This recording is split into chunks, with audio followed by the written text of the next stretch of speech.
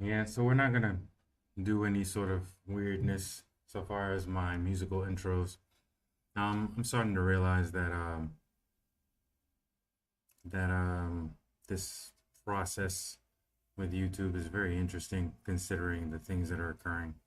Um, so I'm gonna get directly into my statements, which is after the Chinese balloon incident or spy balloon incident, the H1B visa program is, and all the associated programs as well, are officially national security risks, right?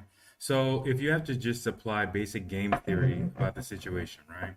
So you have China allegedly engaging in open espionage against the United States in a manner that's completely obvious and on its face, um, available for all to see. That shows a level of aggression and a level of I don't know, intimidation and sort of reckless abandon that allows for other open doors to be, reclassified or reconsidered, right?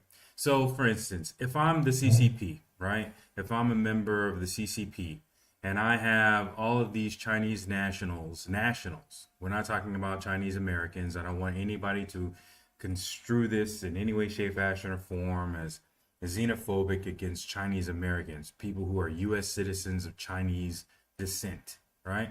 Not trying to do anything like that. But when you specifically have H1B visa people who are Chinese nationals, who are here in key areas of business, um, you have to question whether or not their loyalties truly lie with America, even with the company that hired them, or whether or not their loyalties lie with the Chinese government. Because at the end of the day, I mean, we're looking at this spectacle of a balloon. But if I'm the CCP and I have 12,000, let's throw out a number, 12,000 CCP loyalists who are in the US and on an H1B visa status, who are all placed in some of the top 500 companies in the US, and I'm using those contacts to siphon off information about the practices of those businesses. Who gives a fuck about a Chinese balloon? Who gives a fuck about a balloon? Right? If I'm that person, if I'm in the CCP and I have those individuals available to me, providing me with granular information, I don't need a fucking balloon. And obviously, I would be subversive in that situation. So the reason why I say the H1B program and not the H1B program as it relies or as it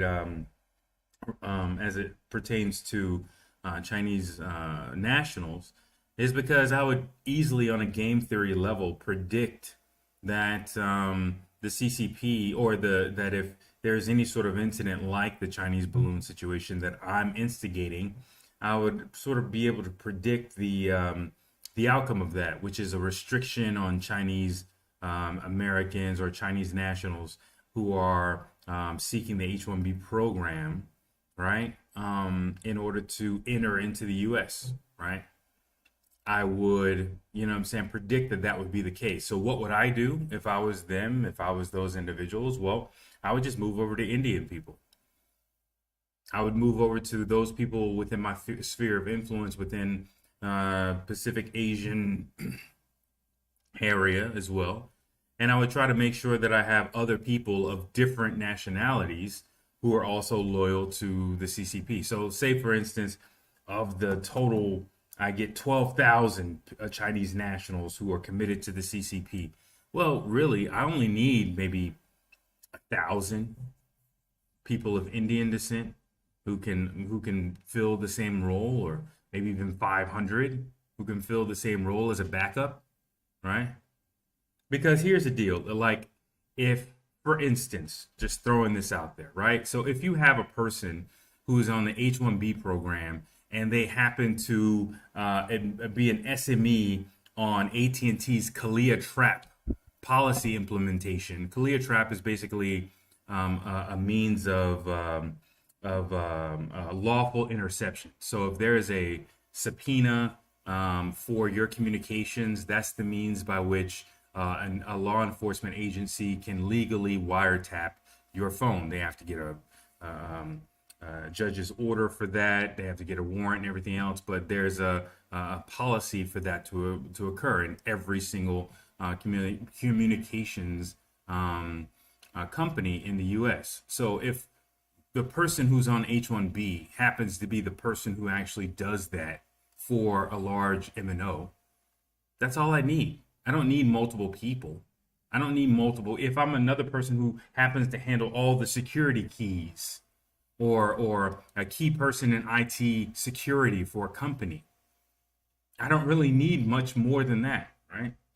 So at the end of the day, the H1B visa program, I'm going to be very cut and dry with this. The H1B visa program is now officially a national security threat. Now we can continue it, right? Or they may continue it, right? Up until we have another solar winds hack or something like that. But at the end of the day, allowing foreign nationals into our country and allowing those individuals to and allowing those individuals into key positions within large companies is a national security threat. It's officially that, because the CCP never needed a balloon. They never needed a balloon.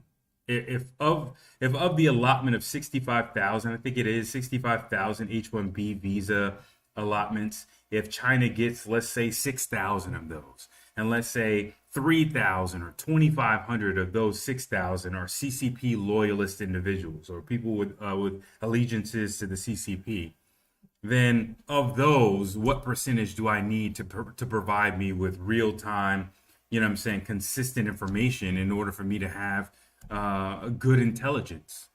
A very small amount, right? A very small amount.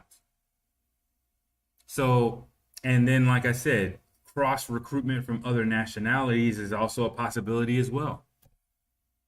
So at the end of the day, America can continue its H-1B visa policy if it wants to, but like I said, officially, it is a national security threat, in my opinion.